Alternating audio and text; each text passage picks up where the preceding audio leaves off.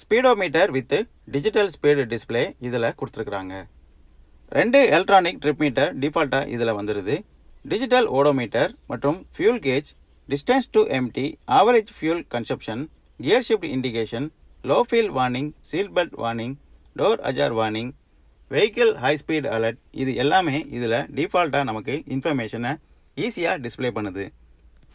Instrument கிளஸ்டரோட design பொறுத்தவரையில் ரொம்ப சூப்பராகவே கொடுத்துருக்காங்க அப்படின்னு நம்ம சொல்ல முடியும்.